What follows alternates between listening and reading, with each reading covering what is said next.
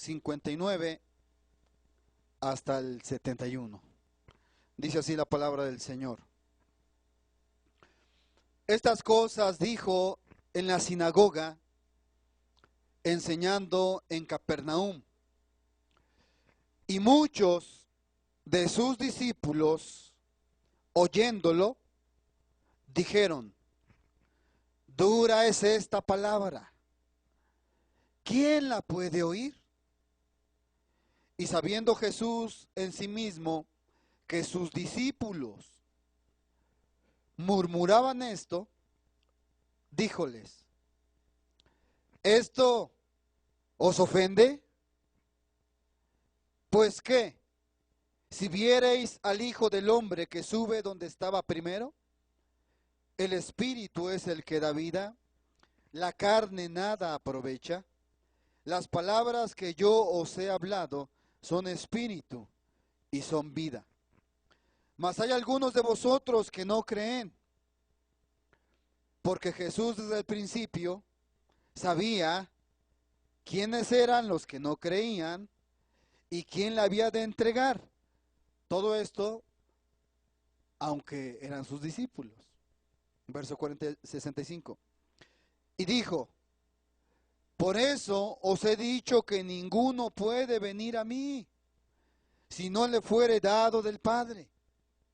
Desde esto, muchos de sus discípulos volvieron atrás y ya no andaban con él. Dijo entonces Jesús a los 12: ¿qué?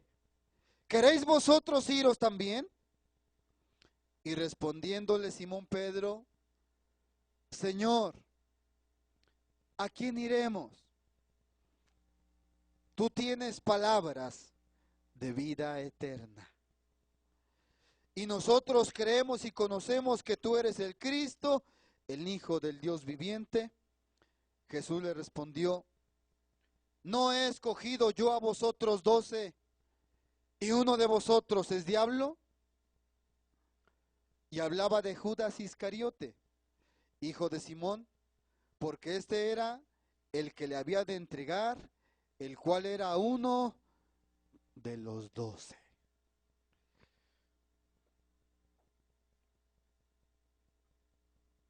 Traten de estudiar esa escritura en casa y acuérdense, este tema se llama 3 clases de creyentes. En esta porción que leímos aparecen las 3 clases de creyentes. Vamos a orar al Señor. Amado Dios, te doy gracias, Señor, porque nos permites habernos congregado en este lugar, Señor, para servirte.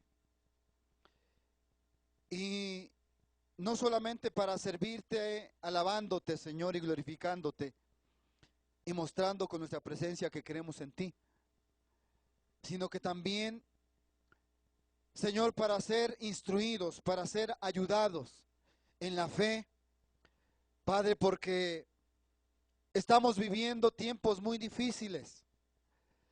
Las luchas y pruebas, Señor, hoy tienen un color diferente a todas las edades pasadas. Satanás es tan sutil que nos usa a nosotros mismos para trampearnos. Señor, y si tú no nos ayudas y nos revelas tu palabra, pues siempre Satanás nos trampeará y siempre seremos nosotros mismos 3 clases de creyentes. Así es que, Señor, te rogamos en esta tarde que no sea así. Líbranos de que sea así. No permitas que un día seamos el creyente genuino, que otro día seamos el creyente manufacturado y otro día seamos el hipócrita, el creyente falso. No permitas, Señor, que caminemos así, siendo las 3 clases de creyentes. Antes, ábranos, Señor, tu palabra. Envía, Señor, tu Santo Espíritu para que nos ministre tu palabra y para que revele tu palabra en cada corazón. Y de esa manera, Señor, entonces vamos a poder tener armas para encarar al enemigo en nosotros mismos. Y si tenemos armas para encararnos nosotros mismos, tendremos armas para encarar todo lo que nos rodea. Señor, creyendo que nos escuchas, te damos gracias y que se haga tu voluntad. Caminamos y venimos a ti en esta tarde bajo la promesa de la doble porción, bajo la promesa de la lluvia temprana y tardía cayendo al mismo tiempo. Señor, tú cumples tu promesa y lo creemos, te damos gracias en tu santo nombre, Jesucristo. Amén. Amén. Pueden sentarse, hermanos, Dios les bendiga.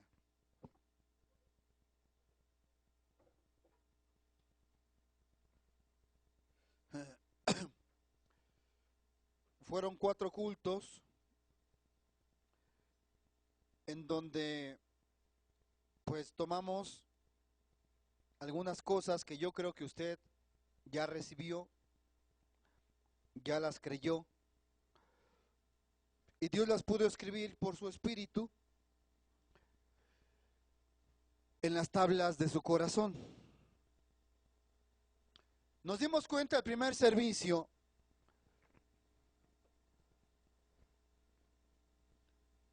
que el Gólgota y las 3 cruces estaban representando algo ahí. Aprendimos por medio de la palabra en los evangelios que hoy en día sigue existiendo gestas. Es una persona indómita. No se va a dejar domar. No es simiente de Dios. Y tiene que reflejar su naturaleza indómita. Es un incrédulo a la palabra. Un culpable, pero que no se arrepiente, aún siendo culpable. Vimos también que Dimas, pues es otro culpable. Pero Dimas es un culpable que se arrepiente. Y ahí se muestra una actitud diferente. Un espíritu que se humilla. Ambas son personas humanas, pero se identifican por sus características. Ese culto lo tuvimos preparando el camino para entrar a este tema y yo creo que ya fue claro. Y que usted se ha pasado todos los días, ya cuando llega la noche de rodillas, si en el día encontró algo que se parece a gestas, usted le clamó en la noche a Dios que no quiere ser así. Para eso se predicó. Muy bien. Y eso nos ayudó a ver, pues que en el mundo toda la gente somos culpables. Solamente la tercera cruz, la del medio, ahí estaba alguien que era inocente, que no tenía culpa, a su nombre sea la gloria. Entonces, usted y yo somos criaturas culpables. Amén. No es más culpable el narcotraficante que el que dijo una mentira. Es lo mismo. Usted y yo condenamos por tamaños de pecado, interpretamos mal la palabra y pensamos que decir una mentirita chiquita no está mal, pero que violar a una mujer es pecadísimo y que matar a un prójimo es un pecadísimo más grande todavía, pero estamos mal. Porque ese es nuestro juicio humano, razonable. No, la Biblia dice que un narcotráfico, un violador, un asesino y uno que miente están en el mismo barco y van al mismo rumbo. Eso nos hace ver y nos enseña que el mundo está lleno de culpables. Pero hay un culpable que no se arrepiente. aunque finja arrepentirse, no se arrepiente, porque sigue siendo el mismo Gestas que siempre fue. Pero hay un Dimas, hay un culpable que se arrepiente y se enmienda para ya no seguir siendo el mismo culpable. Bendito sea el Señor. Después vimos el cuadro, tan hermoso cuadro,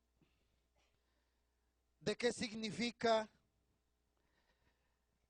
recibir merced de profeta. El que recibe profeta, el nombre de profeta, merced de profeta, recibirá. Y vimos que la palabra nos apuntó que es muy bueno llegar a ser amigo del profeta. Porque el que logra ser amigo del profeta, número uno, es del mismo espíritu que él. Esto en Dios. Y quien es amigo del profeta, tarde que temprano, recibirá los beneficios por haber creído, recibido profeta, el nombre de profeta, merced de profeta recibirá. No se puede hacer mucho énfasis en eso, porque alguien pensaría que el ministro se lo aplica a sí mismo.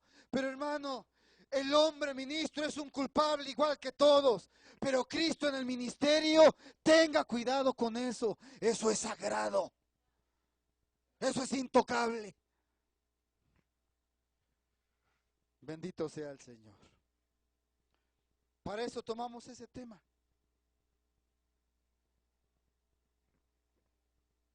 Así como la Biblia dice que Elías, en el libro de Santiago, Elías era un hombre con pasiones como las que a usted le persiguen.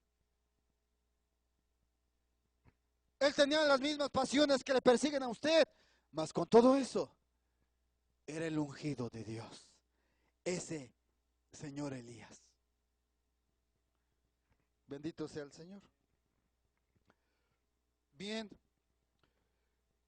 Si usted conjuga esos cultos, porque durante la semana eso es lo que usted ha estado haciendo, meditando la palabra que Dios nos ha estado hablando, entonces usted ya puede conjugar que Gestas nunca podrá ser amigo de Elías. Por lo tanto, nunca podrá obtener el beneficio de ser un amigo del siervo de Dios. Pero por el otro lado, si usted conjuga los dos cultos, se va a dar cuenta que Dimas, si no se muere en la cruz y sigue viviendo, él hubiera vuelto a fallar. No robando, pero hubiera volvido a hacer algo equivocado, porque nació en culpa. Y Dios no viene a componer en nosotros nuestra parte de culpa. Dios viene a localizar la simiente de Él en el de culpa. Y esa conjugación de la palabra tiene que producir en quien lo hace, en quien la cree, en quien la medita, en quien se preocupa, un discernimiento de las cosas.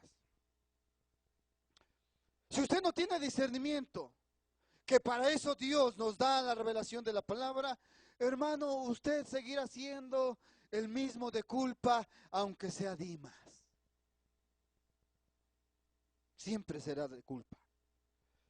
Pero cuando la palabra se conjuga en una revelación, entonces separa. Una cosa es el humano, persona de culpa.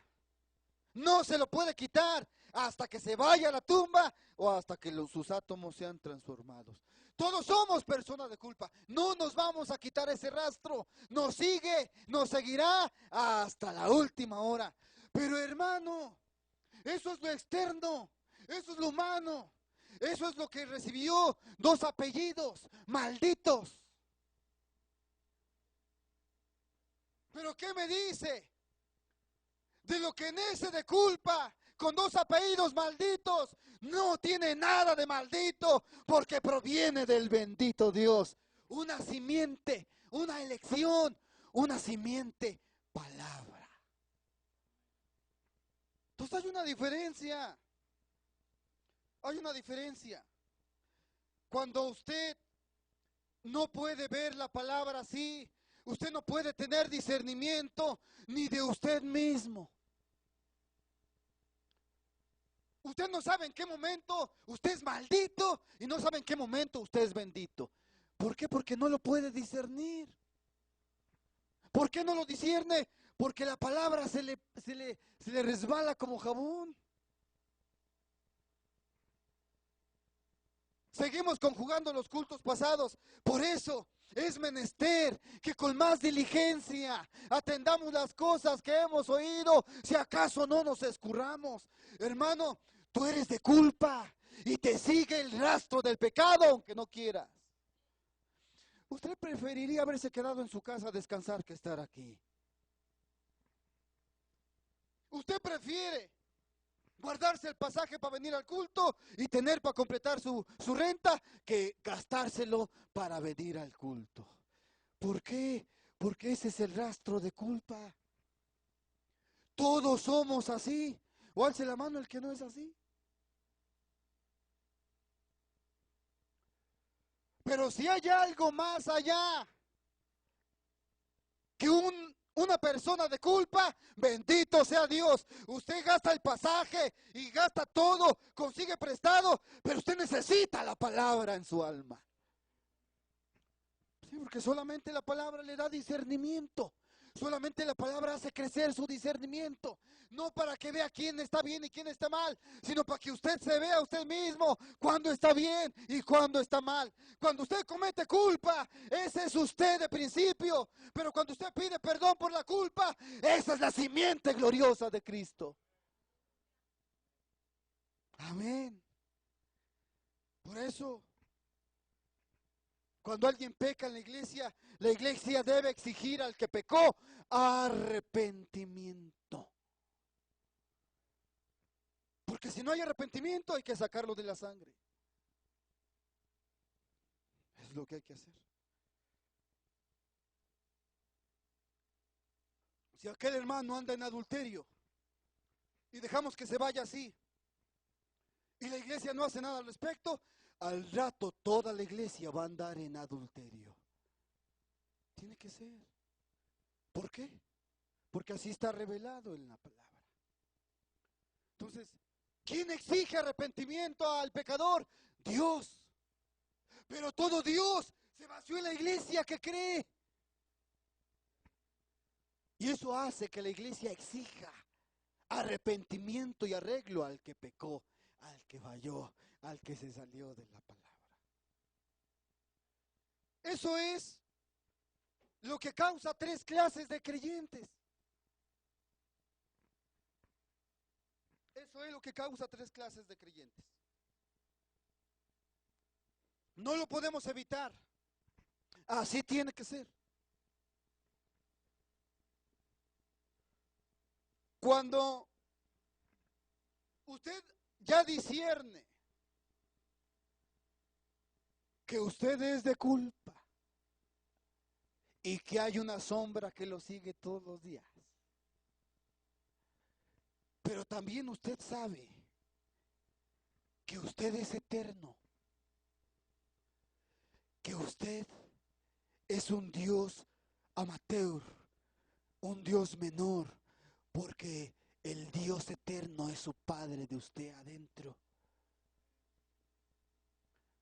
Ese es el fundamento para que empiece usted a crecer en su cristianismo. Mientras usted no tiene eso, hermano, usted está engañado. Usted está aquí sentado oyendo y diezmando, nada más le está haciendo al cuento. Nada más le está haciendo al religioso. Para calmar su conciencia. Como dijo el siervo de Dios en el culto que les puse, el último culto que tuvimos. Hay mucha gente que viene nada más el domingo en la mañana al culto, ¿verdad? Para desahogarse todos los golpeteos de la semana. Viene a relajarse. Ese no cree. Ese viene a dejar escapar la presión. Viene a tener un relax. Ese es el dominguero mañanero. Pero alguien que discierne, que es persona de culpa y que es persona eterna, sabe que más le conviene no apartarse de Dios, no faltar ni un culto, no perder oración una sola noche. Más le vale. Él sabe. Nadie le tiene que decir ora, nadie le tiene que decir échale ganas. El pastor no lo tiene que andar empujando ni vigilando. Cuando él discierne su persona de culpa y su simiente, a él le conviene que hubiera cultos todos los días. Alaba al Señor. Cuando alguien viene al culto nada más porque hay que quedar bien con Diosito, esa persona está perdida, pensando que es salva.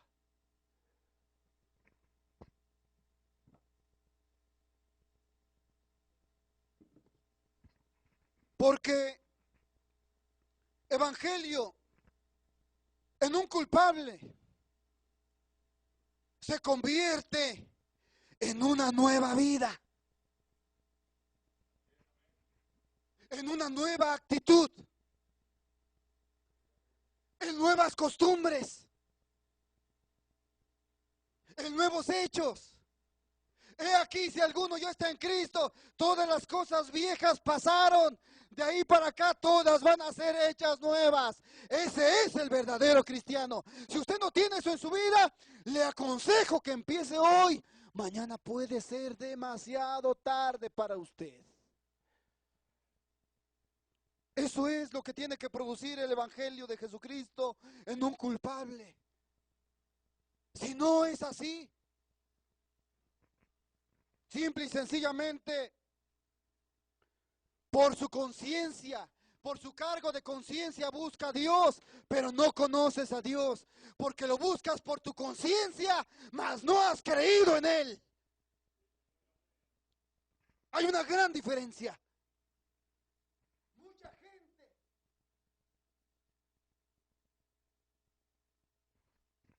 millones de gentes van a la iglesia y se hacen cristianos por el cargo de conciencia que tienen en la cabeza. Y solamente yendo a la iglesia y hablando de Dios y oyendo de la Biblia, calman su cargo de conciencia para olvidarse realmente lo que son. Eso no es. El que camina en esa condición está perdido. Doblemente perdido. Porque el de la calle, le hablamos de Cristo, se arrepiente y va a cambiar su vida. Pero el que está aquí está doblemente perdido. Ese ya no lo podemos ayudar. A menos que abra los ojos y despierte. Porque cuando el evangelio llega al corazón de un culpable, hermano, y ese culpable se arrepiente y acepta la palabra, cambia su vida, cambia su naturaleza, cambia sus actitudes, cambia sus reacciones, cambia su actitud. Si no hay ese cambio, eres un religioso engañado nada más. Eso es todo lo que eres.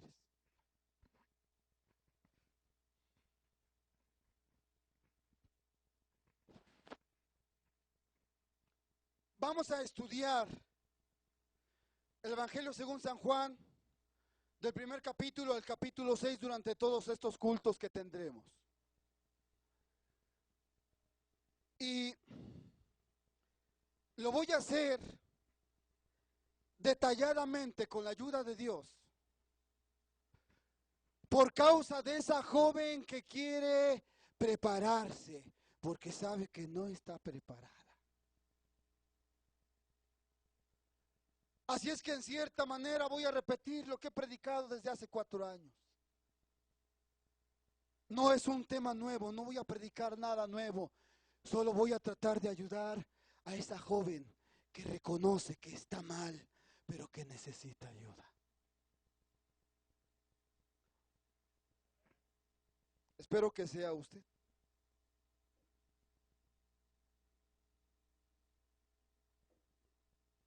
Oíamos entonces,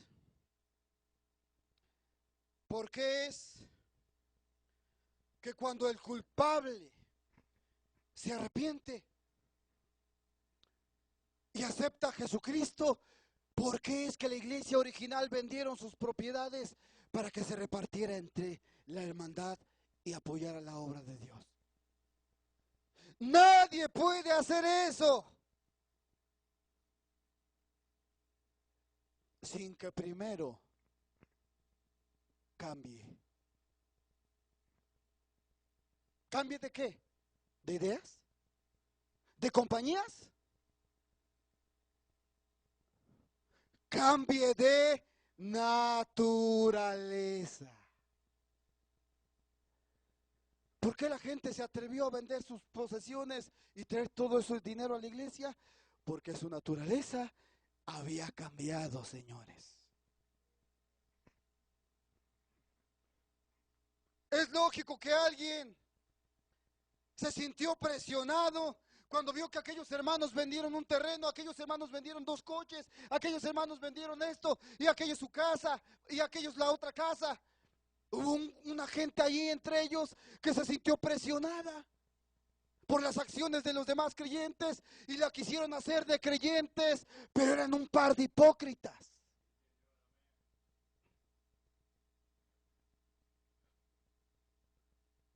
Y para no quedarse atrás fueron y vendieron también su casa.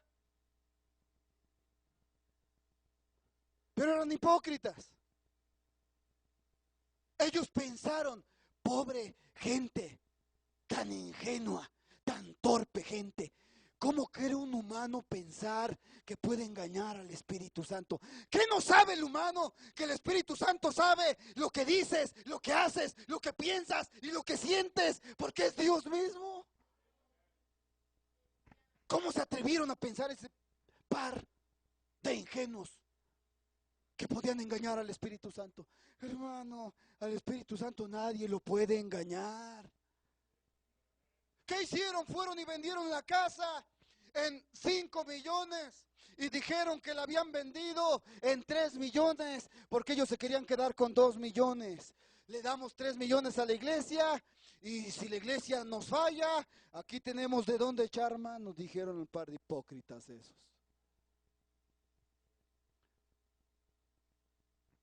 Los dos cayeron muertos en la presencia del Espíritu Santo dentro de la iglesia por querer engañar a Dios. Es lógico que alguien se siente presionado. Cuando alguien actúa la verdad, hay alguien que dice, híjole, yo tengo que hacer algo para que no digan. No haga eso, no haga eso. Cuando usted haga algo, hágalo porque cambió su naturaleza, no para que no vayan a verlo mal a usted. Alaba al Señor. ¿Se da cuenta qué delicado es esto?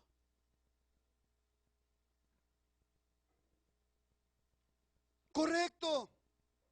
Dijo el siervo de Dios, dijo, nuestro hermano apóstol dijo, yo vendí mi rancho de 25 hectáreas, aunque tuve que llorar 2 meses para poderlo vender. ¿Por qué lloró? Pues porque tenía que matar su naturaleza egoísta. Pero qué bueno que después de llorar 2 meses, lo logró y vendió el rancho y trajo todo el dinero a la iglesia. Él tenía que hacer eso. Y dijo, usted lo oyó porque se lo puse aquí, dijo, yo no persuado a nadie, pero está bien la creencia, todos deberíamos de hacer algo al respecto. Y entonces, en las misericordias de Dios, dice, bueno, si usted no puede vender su propiedad, apoye la obra aunque sea en lo mínimo. Vuelvo a repetir, no lo hagan si no ha cambiado su naturaleza. Porque si lo hacen para quedar bien, les va a pasar lo mismo que Ananías y Zafira. Se va a repetir hoy la misma historia. No, hermano. Dice, hermano, yo soy pobre, yo no tengo dinero para apoyar la obra. Bueno, pues ofrende su corazón. ¿Y qué es ofrendar su corazón? De todos los que ofrendaron su corazón el domingo, nada más una hermanita me llamó por teléfono. Una de todos.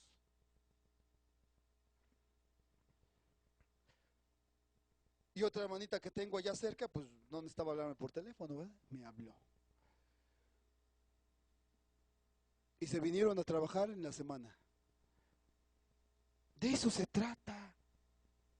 Pero cuando nosotros todavía estamos enfermos de la naturaleza del diablo, pensando que vamos a trabajar para que otro se lleve el dinero, que vamos a dar para que otro se gaste la lana, hermano, acuérdese, usted sigue siendo la persona de culpa, no se ha arrepentido. Su naturaleza no ha cambiado. ¿Qué le pasó a las 25 hectáreas? ¿Cómo cuánto dinero era ese? No era cualquier dinero, eran varios cientos de miles. ¿Qué le pasó a ese dinero?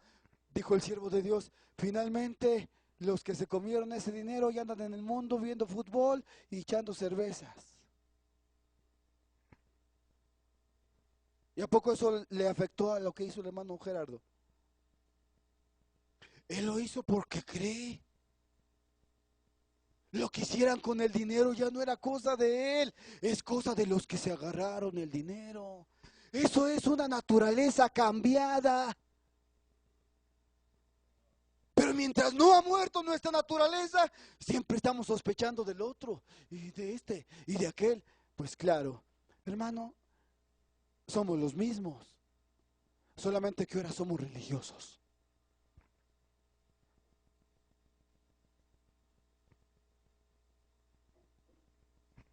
Bendito sea Dios. Por eso vamos a ver este tema. Desde el principio vamos a llegar a Pentecostés otra vez. Y cuando lleguemos ahí, si Dios nos ayuda, pues ahí va a terminar el tema. Porque sí creo que hay una iglesia que sabe que no está preparada para lo que viene y se quiere preparar. ¿Ya se dieron cuenta en las noticias que Estados Unidos ya está hasta el fondo? ¿Ya saben ustedes lo que tiene que hacer Estados Unidos? Alce la mano, ¿quién sabe? La hermana, la hermana. Gracias. Los que no saben qué tiene que hacer Estados Unidos, se tiene que vender a Roma. Solamente Roma tiene el dinero y el poder para sacar a Estados Unidos del hoyo en el que está metido. Tan pronto Estados Unidos doble las manos ante el Imperio Romano, se acabó. Se acabó. Y agárrese y sálvese el que pueda, porque va a haber una persecución contra todos los que no son trinitaristas. Pero cuando esa hora llega, según la profecía, la novia ya está aparejada. Ella se ha vestido de la palabra, se ha vestido de la revelación, está vestida de lino fino y dice: gocémonos y alegrémonos porque ella se ha aparejado. Mientras la virgen fatua va a temblar y va a temer y va a gemir por lo que le va a venir a ella encima. Ya se los he predicado antes. Ahí no te va a defender tu pastor. El pastor no es el que va a explicar por qué tú crees el bautismo en el nombre de Jesucristo. Te tienes que parar tú.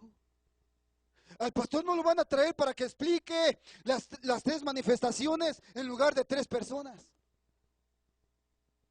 Tendrás que haberte parado tú. Hermano, pero si cuando nos llega esa hora de apretura, todavía estamos en nuestra vieja naturaleza egoísta, ¿qué vamos a responder? ¿Cómo nos vamos a defender? La Virgen Fatua no se va a defender. La van a encerrar en los calabozos, en las mazmorras, en las cárceles y la van a torturar hasta matarla. Es lo único que queda para ella, porque nunca se aparejó, nunca tomó la palabra en serio. No, la novia oye una palabra y la agarra y la mete en su alma y dice, aquí nadie me la quita. Que el trabajo corra, que los problemas sigan, que mi esposa igual, mi marido igual, pero la palabra no me la quitan. Esa es la novia, señores.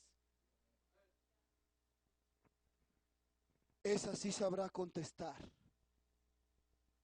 con tal sabiduría que los sabios que le indaguen quedarán callados y no sabrán qué responder ante esa novia. Entonces ya está la hora. Están alegando que si autorizan o no autorizan subir el techo de la deuda norteamericana. Le están haciendo al cuento.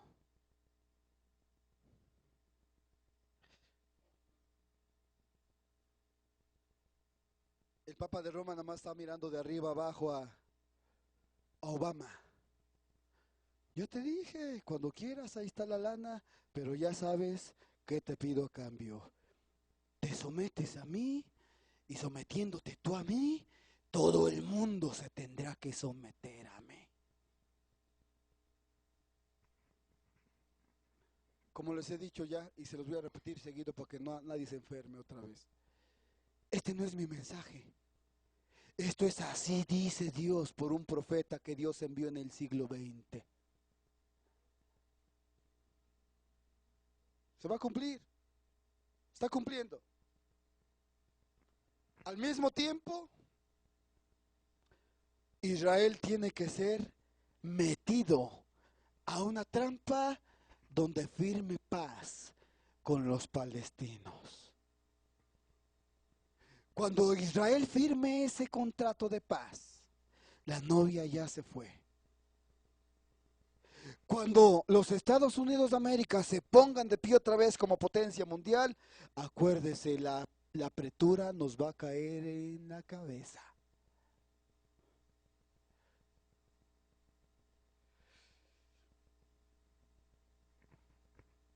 ¿A qué has dedicado tu tiempo? ¿A qué dedicas tu vida? ¿A qué estás dedicando tu ser, hijo? Dios te va a dar de lunes a viernes para que hagas dinero y vivas. Esperando que no te esperes de su palabra. Porque la hora que vivimos es muy tarde. Es muy tarde. Es más tarde de lo que usted se imagina. Bien, entonces vamos a entrar con la ayuda del Señor a esta palabra y vamos a darnos cuenta. Vamos a estudiar los primeros 6 capítulos de San Juan. Hay 6 años en tiempo del capítulo 1 al capítulo 6, la escritura que leímos. 6 años. Cuando Juan el Bautista se paró en el Jordán, él tenía un mensaje de parte de Dios. Él no necesitó una iglesia para predicar su mensaje. Ese hombre tenía un mensaje. ¿Quién se lo había dado? Dios se lo dio a él. Porque Juan no era un predicador, Juan era un profeta de Dios. Dios le habló en visiones a Juan, mientras Juan vivía apartado en el desierto, y cuando llegó el tiempo, lo envió al Jordán, en Betábara, al otro lado del Jordán, en Betábara, y ahí se plantó Juan. No estaban ni diáconos ni síndicos, no necesitó una iglesia, no necesitó un grupo. Él solo se paró y empezó a predicar ahí en la orilla del río Jordán, en Betábara. ¿Y qué predicó Juan? ¿Cuál fue el mensaje de Juan? Hermano, usted puede pensar que ya no es importante hoy, porque eso ya pasó. Pues es más importante de lo que usted se imagina, porque los tipos se repiten en la Biblia hasta nuestros días. Juan, un hombre ungido de Dios, se paró en Betábara y predicó un mensaje que fue este: viene un varón, Israel, viene un varón, y ese varón que viene es el Hijo de Dios. Por lo tanto, arrepentíos y creed a mi evangelio. ¡Aleluya! ¿Acaso todo Israel le creyó? ¿Corrieron las multitudes de gente a bautizarse, ser bautizados por Juan Bautista? No, hermano, los creyentes siempre son un puñito y en ese puñito se mezclan los hipócritas. Siempre ha sido así. Casi toda la gente decía, está loco ese hombre, loco, ¿de dónde salió? ¿Quién lo mandó? Loco. Pero ahí estaba ese hombre predicando. Viene un varón. Ese varón que viene es el Hijo de Dios. Por lo tanto, arrepentíos y creed mi evangelio. Hermano, no fueron todos, pero sí había unos cuantos que venían a Juan. Aleluya. Era Dimas. Venían a ser bautizados por Juan con lágrimas en su cara, arrepintiéndose de sus pecados y creyendo lo que estaba predicando ese profeta. Viene un varón, y ese es el Hijo de Dios. La gente entraba al Jordán, Juan, bautízame, yo no quiero que llegue ese varón y yo esté igual que estoy. Aleluya. Y Juan los bautizaba para arrepentimiento. 3 años y medio tuvieron que pasar. Y vamos a San Juan.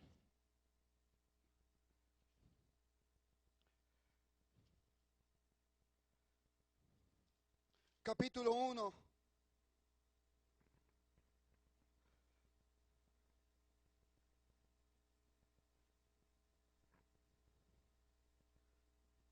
Y vamos a leer del verso 33 en adelante. San Juan 1, 33, 34.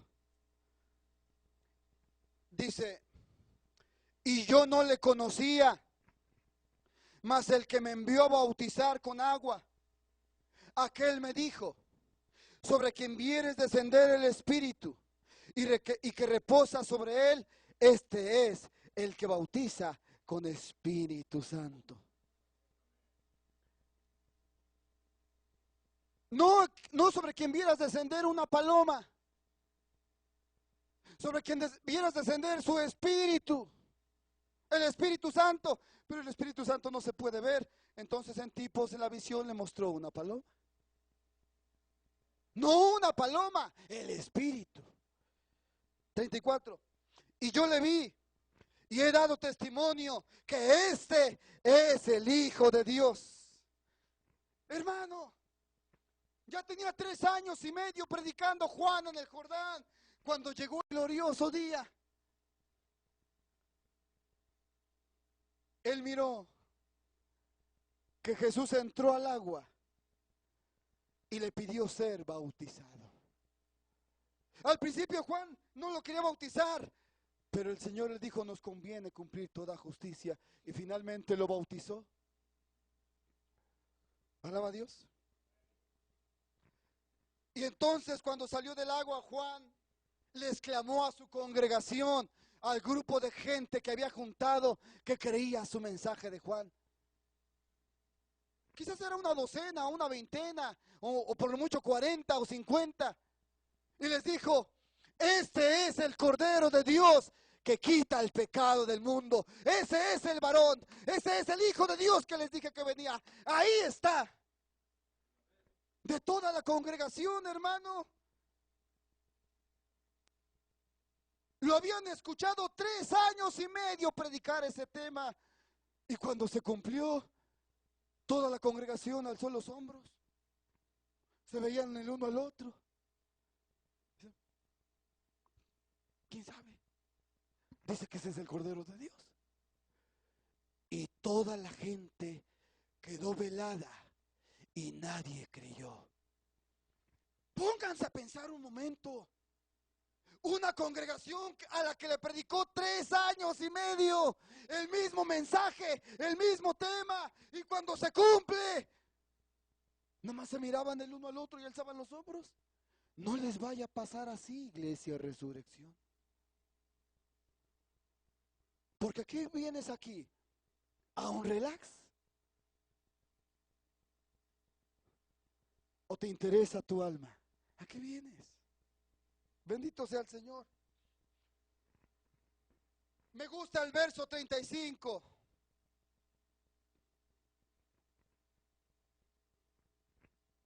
El siguiente día, gloria al Señor. La palabra es específica, la palabra es preciosa, hermano. Hay tiempos y sazones para todas las cosas. Dios ha determinado el tiempo y la sazón de cada cosa, de su plan, de su programa, de lo que Él ya planeó anticipadamente. Y aquí, ese día, un día después del día que le acabo de predicar, el siguiente día cambió la sazón del tiempo. Cambió la escena, entró otra sazón. Hermano, Jesús ya había sido bautizado, ya había sido declarado, testificado por Juan. Ese es el Cordero de Dios. Pero nadie hizo nada, nadie se conmovió, nadie creyó. Todos estaban oyendo indiferentes la predicación de Juan. Nadie ni siquiera pestañeó. Volvieron a ver al Cordero, a Jesús. Acabó un tiempo, acabó una sazón, pero al siguiente día Dios tenía otro tiempo y otra sazón y tenía otro pueblo de creyentes para creer el mensaje nuevo. La congregación del mensaje viejo, todos se quedaron con Juan en el Jordán. Aún después de que Juan predicó, conviene que él crezca y yo mengüe. En otras palabras dijo, acabó mi tiempo y empieza el suyo. Él entra y yo salgo. Nadie entendió, la congregación no entendió. Todos llegaron temprano otra vez al culto de Juan. Así le va a pasar a la Virgen Fatua cuando Cristo venga por la novia. La novia ya va a estar raptada y la gente va a venir al culto.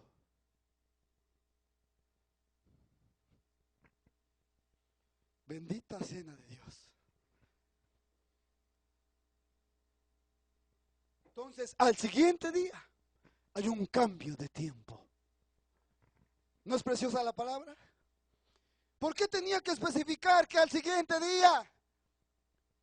Para que ojos ungidos puedan ver la palabra revelada.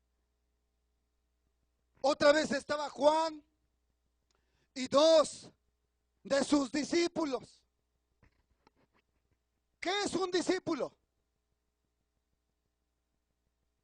Alguien que se sienta a ser enseñado por un maestro. Alguien que se sienta a aprender las enseñanzas de un maestro. Ese es un discípulo. Así es que estaba con 2 de sus discípulos. Uno de ellos era Andrés. Y Jesús estaba solo. Dejó la carpintería y él andaba solo. Pero ya terminaba un tiempo y comenzaba otro tiempo. Entró otra sazón y él andaba solo, pero cambió la sazón. Cuando la sazón cambia, Jesús deja de andar solo. ¡Aleluya! Aunque me goce yo solo y ustedes estén ahí como estatuas, no le hace. Yo sé lo que estoy predicando y sé de qué estoy hablando en esta hora. Muchas veces Jesús se queda solo. Pero cuando cambia la sazón, observen lo que va a pasar. Iba pasando Jesús por ahí, ya no vino a bautizarse otra vez. Él no vino a ser rebautizado por Juan. Él no vino a escuchar el mensaje de Juan. No vino a ser miembro de la congregación de Juan. Él solo pasó por allí porque tenía 2 ovejitas que llamar.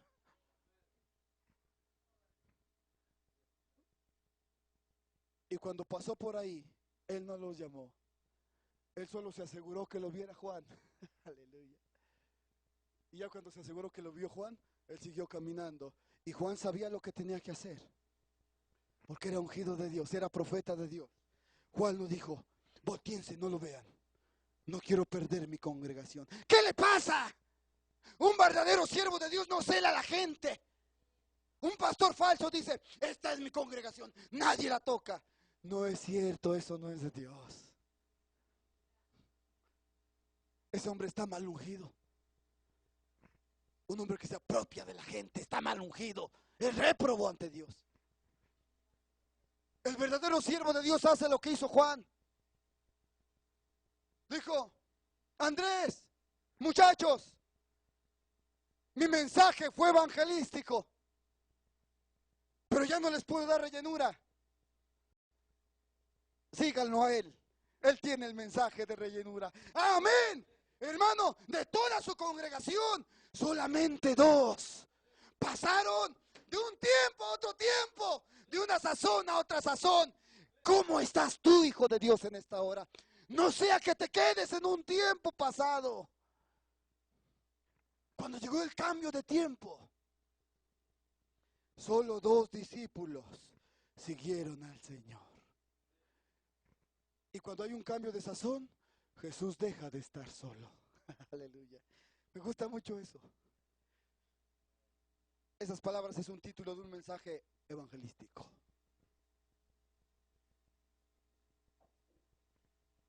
Se fueron detrás de él Andrés y el otro discípulo, y llegaron y le dijeron: maestro, ¿dónde moras? Dijo: éntrenle, ustedes no van a ser, ustedes siempre han sido. Y entraron con él. Acuérdese, todavía había una congregación que quería que Juan les predicara. ¿Ve? Siempre hay diferentes clases de creyentes. Bien, entonces nos damos cuenta que Jesús estaba solo, pero dejó de estar solo cuando cambió la sazón en el tiempo. Meta esas palabras en su corazón, le van a ayudar más adelante. Y entonces, Andrés, después de que contactó con el Señor, lo escuchó, habló con él, oyó su enseñanza, corrió al mar de Galilea, a donde estaba su hermano, que era de carácter rudo, bruto. Ese era Pedro. Y le dice a Andrés: Andrés,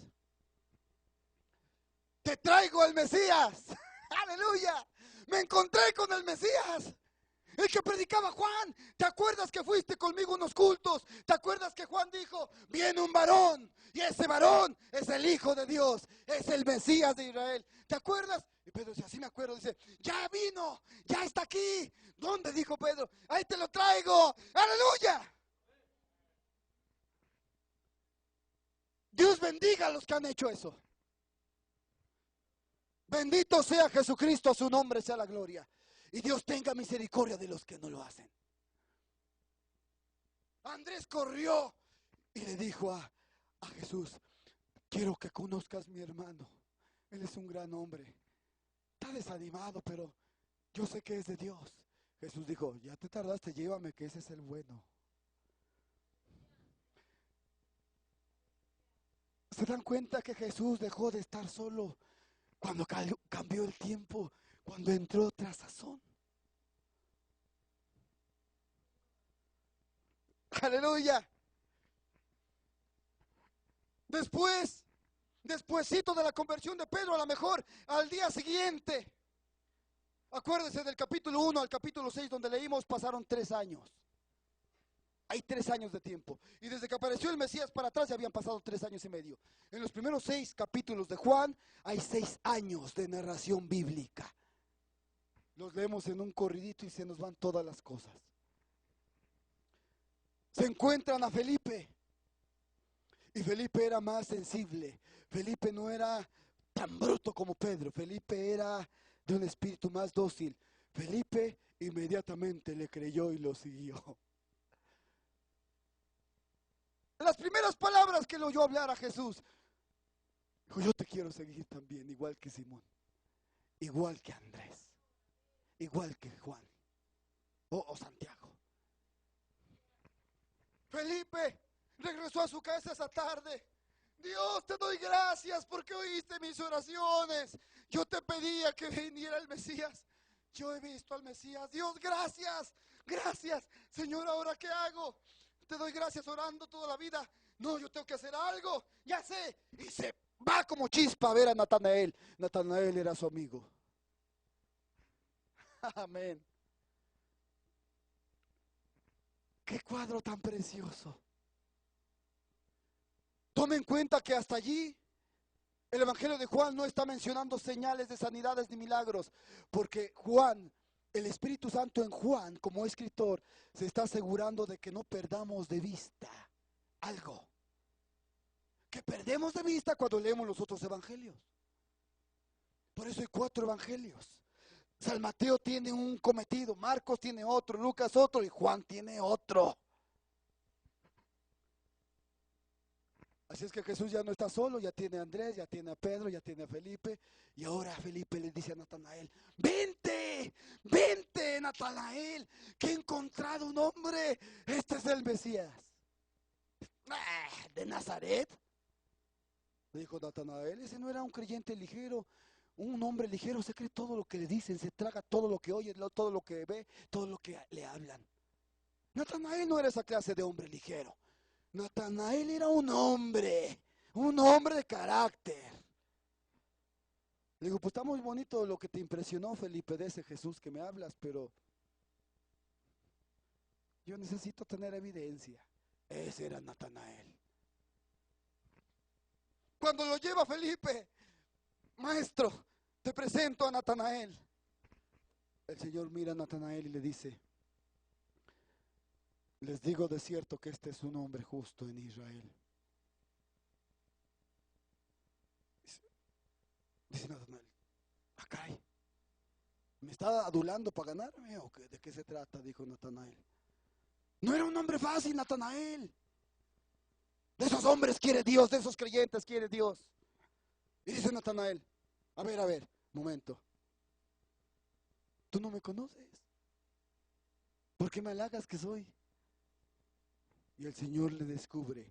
Esa mañana, Natanael salió muy temprano, cuando todavía está oscuro, antes que rompa el alba, y salió a un jardín y se hincó donde él siempre se hincaba a orar, y oró esa mañana.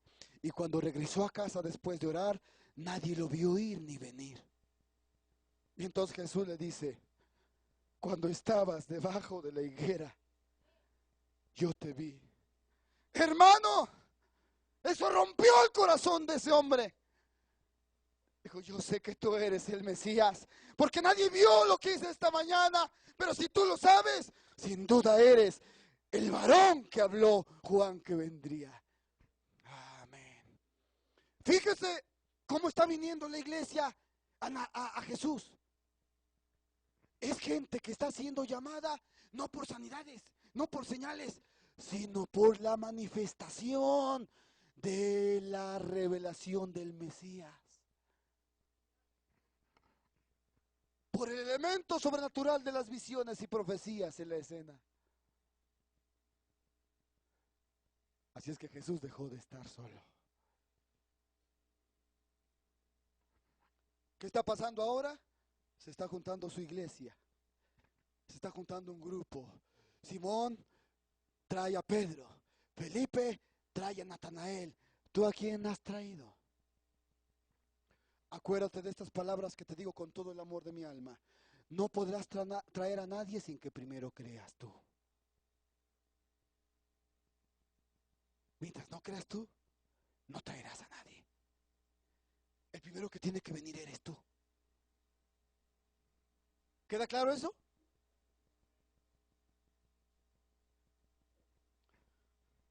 ¿Qué cuadro tan precioso tenemos aquí?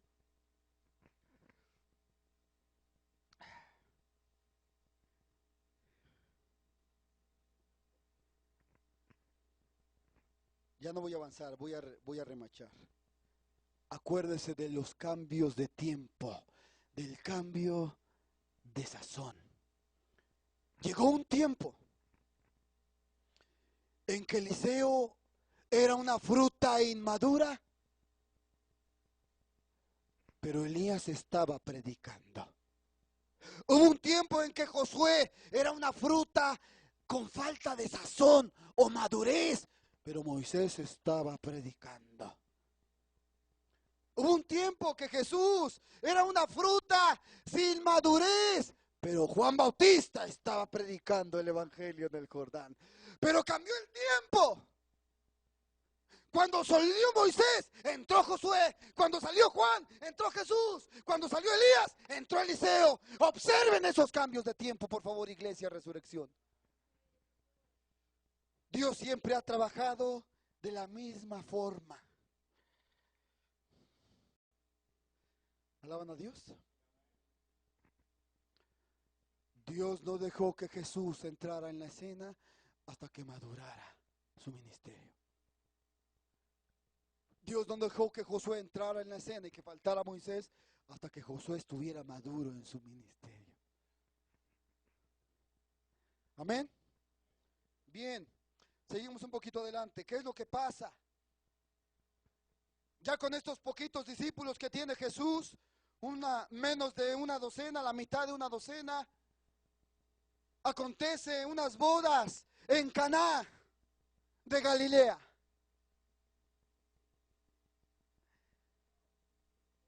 A mí me maravilla la palabra por todo lo que contiene cuando usted escudriña y se rinde al Espíritu de Dios que da vida para que se la revele. Galilea significa el círculo. Y Caná significa el nido dentro del círculo. Caná, un nido. Hubo una boda en Caná. Y entonces, por causa de María, que conocía a los familiares, invita a Jesús, y Jesús lleva a sus discípulos y llegan a la boda de Caná. Y aconteció algo allí en Caná. Se acabaron el vino bueno y el vino malo. Traíanse de esos invitados, o eran más de los que esperaban, pero la cosa es que se lo acabaron todo. Hasta ahí el Evangelio de San Juan no nos habla de sanidades. Quiero que lo meta en su corazón. Y entonces cuando se acaba el vino, María sabía quién era Jesús. El problema hoy es que la iglesia María no sabe quién es Jesús. Aquella María sabía quién era y dónde estaba. Esta iglesia no sabe quién es y dónde está. Pero ella sabía. Cuando se acabó el vino dijo: Jesús, ven aquí, hijo. Aleluya. Era tremenda esa María. Ojalá todos sean Marías como esa María. ¿Qué tienes, mujer? No le decía mamá ni madre. Amén. Porque no era su madre. ¿Qué tienes conmigo, mujer? Si yo le digo a mi madre que la vea, yo le digo: mujer, ¿cómo estás? El que me oiga se ofende. Dice: ¿y eso qué es pastor? Ni educación tiene ese pastor. Su madre le dice mujer. Es lo mismo que hizo Jesús. ¿Usted no cree que sobraban los criticones? ¿Y los dedos largos? Sobraban, igual que hoy sobran. ¿Qué tienes conmigo, mujer? Le dice: hijo, vino no tienen. Ellos se conocían. Él supo que le estaba diciendo: hace falta vino, hijo. Bendito sea Dios. Llamó a los mozos y le dijo: traigan agua limpia y llenad los cántaros. Agua limpia. Efesios 5, lavados por el lavacro del agua, por la palabra. El agua simboliza la palabra. Traigan agua limpia, traigan la palabra, pero limpia. No le metan credos, no le metas tu interpretación, lo que entiendes, tu sentir. Trae agua limpia y llenen los cántaros de agua limpia. Y una vez que estaban llenos de agua limpia, él ni siquiera sudó, ni pujó, ni hizo gestos, ni alzó la mano, ni dijo nada. Solamente dijo: ahora sáquenla y pruébenla. Y cuando aquel mozo, el maestresala, sacó el agua, ya no era agua, ahora era vino. Y cuando lo prueba el maestresala, él no sabía lo que había pasado. Dijo: este es el mejor vino que yo he probado jamás. Para enseñarnos Jesucristo en su palabra, el Evangelio según San Juan, que la palabra está bien, pero se necesita a Jesús en la escena para convertir la palabra en revelación, señores. El vino significa la revelación, porque el vino estimula. Quien toma vino se siente muy alegre, muy contento, porque el efecto del alcohol lo estimula. Eso es lo que hace la revelación. Eso es lo que me da tristeza de ustedes. No se ve ese estímulo. La revelación se les predica, pero están ahí quietos en sus bancas como si nada se dijera. La revelación estimula.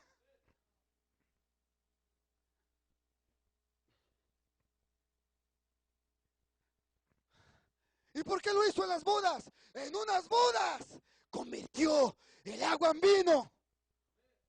Porque hoy en otra boda, él tomaría la palabra agua pura y la traduciría como vino para el verdadero creyente. ¿Por qué en Canaá? Porque en Canaá quiere decir nido. Y las aves cuando hacen nido es porque se están preparando, porque van a empollar y van a tener polluelos que criar. ¡Aleluya! Dios estaba criando sus polluelos en Canaá. ¿Cuáles? Andrés, Simón, Felipe, Natanael. Lea la escritura y dice que cuando vieron el milagro del vino, sus discípulos creyeron en él. ¡Aleluya! Un verdadero elegido solamente va a creer en Jesucristo cuando le den el agua convertida en vino. Si usted corre para allá y para acá, todo emocionado, solamente por la palabra, porque pones un programa de radio y a alguien se le ocurre predicar de la palabra, o porque te compraste un libro en una biblioteca, o porque lees tu Biblia, y entonces te emocionas todo con esa palabra y corres para allá y corres para acá, déjame decirte que estás equivocado. Lo que tienes es agua. Pero hace falta Jesús en la escena para convertir el agua en vino, señores. Bendito sea su nombre. Amén. La revelación es lo que le engendra hijos a Jesucristo. Por eso tiene que ser en Caná. Porque Caná quiere decir nido. Aleluya. Los invito en esta tarde a que le pidas a Dios que te ponga en su nido. ¿No te estimula la palabra, iglesia? ¿No te estimula lo que se predica? No hay esa chispa.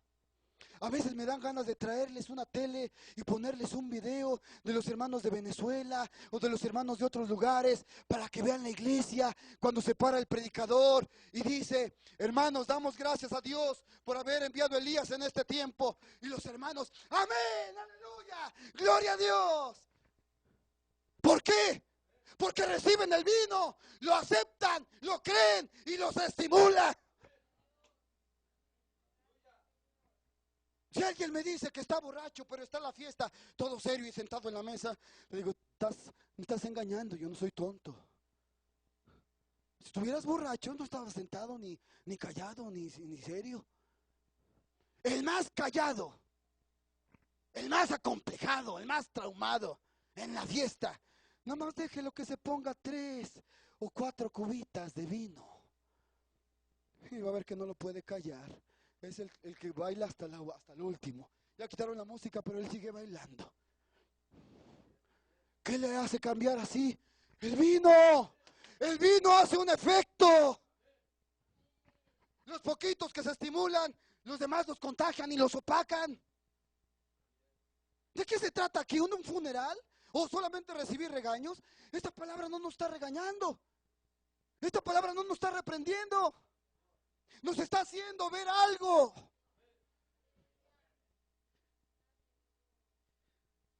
Pues sí, se hagan el esfuerzo, pero háganlo.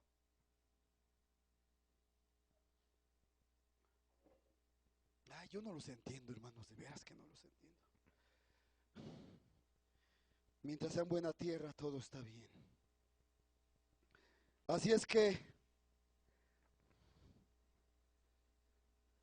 dice en San Juan: sus discípulos creyeron en él después que vieron el agua convertirse en vino.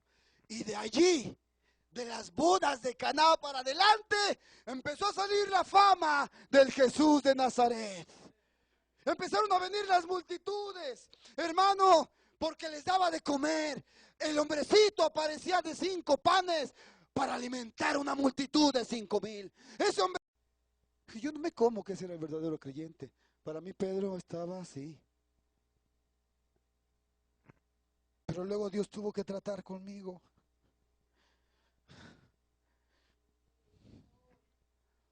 Para enseñarme que a veces un siervo de Dios tiene que negar a su Cristo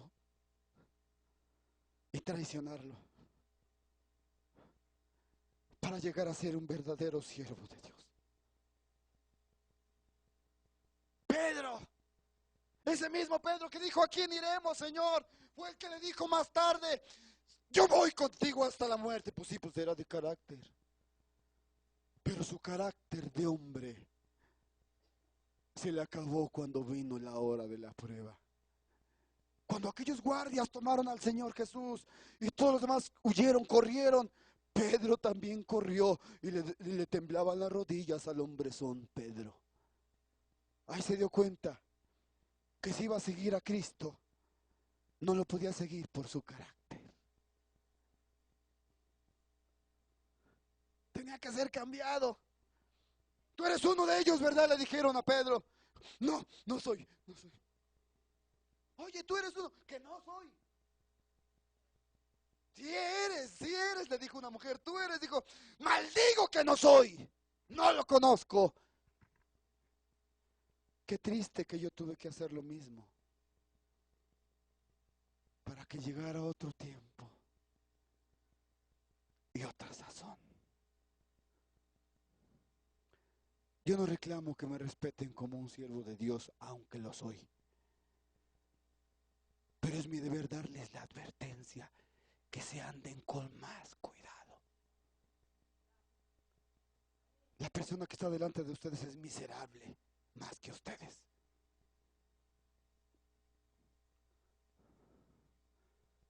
Pero ahí hay un siervo de Dios.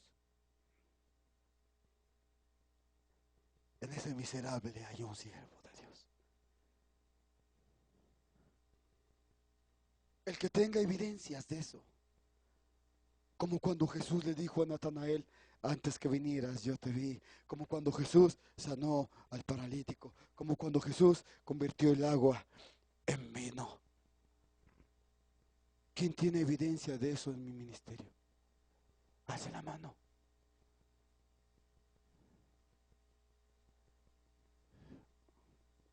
Gracias.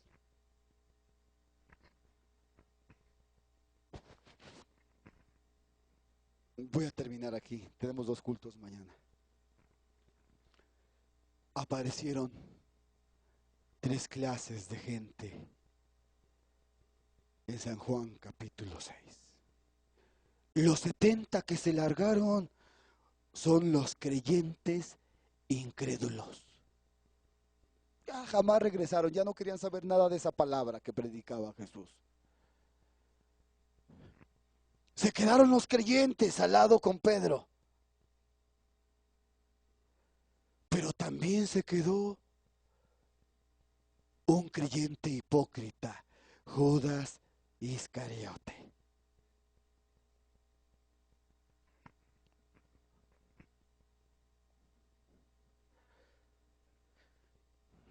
¿Siguieron meditando en la pregunta que les hice? ¿Quién eres? ¿Y quién quieres ser? ¿Tú quién eres? ¿La tierra del camino? ¿La tierra entre los pedregales? ¿La tierra llena de espinas? ¿O la buena tierra? ¿Tú quién eres? ¿Y quién te gustaría ser? Porque vamos a escudriñar el mensaje de restauración que nos envió el Espíritu Santo cumpliendo Malaquías 17, Malaquías 4:5 y Apocalipsis 17, Lucas 17:30 y otras escrituras más. Pero este mensaje hoy ya es historia.